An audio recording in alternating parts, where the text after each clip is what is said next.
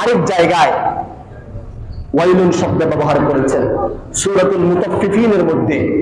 আল্লাহ পাক সুবহানাহু ওয়া তাআলা বলেন ওয়াইলুল লিল মুতাফফিফিন الذين إذا اكتالوا على الناس يستوفون وإذا كالوهم أو وزنوهم يخسرون। আমার আল্লাহ পাক বলেন ওই সমস্ত ব্যবসায়ী, ওই সমস্ত দোকানদার যারা মানুষকে কমায়া দেয়, এদের জন্য জাহান্নামের সেই ভয়ঙ্কর জায়গা ওয়াইল রয়েছে। নাউজুবিল্লাহ পড়বেন না।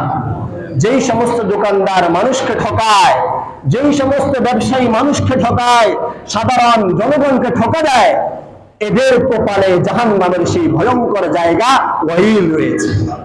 আল্লাযীনা ইযা তালু আলান নাসি ইস্তাওফুন। এরা যখন নিজেরা মানুষদের থেকে টাকা নেয়, পয়সা নেয়, একেবারে পুরোপুরি গয়না নেয়, 10 টাকা 10 টাকাই দিতে হবে, 20 টাকা 20 টাকাই দিতে হবে, 1 টাকাও কম নাই। الذين إذا اكتالوا على الناس يستوفون وإذا كالوهم أو وزنوهم يخسرون। আর যখন এই ব্যবসায়ীগুলো অন্য লোককে মেপে দেয় অথবা ওজন করে দেয়, তখন সে কমায়া দেয়। নাউজুবিল্লাহ বলবেন না। এদের কপালে জাহান্নামের সেই ভয়ঙ্কর জায়গা ওয়াইলুন রয়েছে।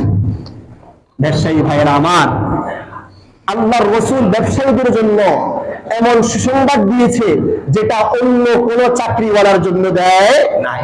শুনবেন যে সংবাদ, আল্লাহ রাসূল বলেন আত-তাজিরুস সুদুকুল আমিনু মা'আন নাবিয়িনা ওয়াস-সিদ্দীকিনা ওয়াশ-শুহাদা'i ওয়াস-সালিহিন। মুহাম্মদ আরবি বলেন সত্যিকারের নিরেট ইনসাফদার ব্যবসায়ী এরা কিয়ামতের মাঠে জান্নাতের মধ্যে শহীদগণ, সিদ্দিকগণ এবং আল্লাহর ওলিদের সাথে থাকবে। সুবহানাল্লাহ, সুবহানাল্লাহ বলবেন না ভাইরা? তাহলে দেখেন রাসূল বলতেছে যারা নিরেট, নির্ভেজাল, ইনসাফগার ব্যবসায়ী এরা এমন লোকদের সাথে থাকবে যাদের চাইতে উত্তম লোক পৃথিবীতে হতে পারে না।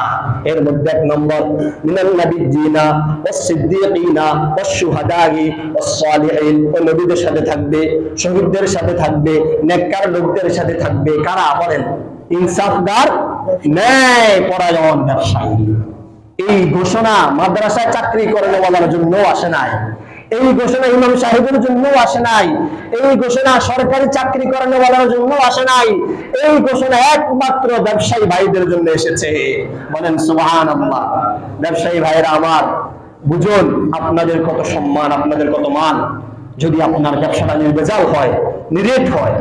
এই জন্য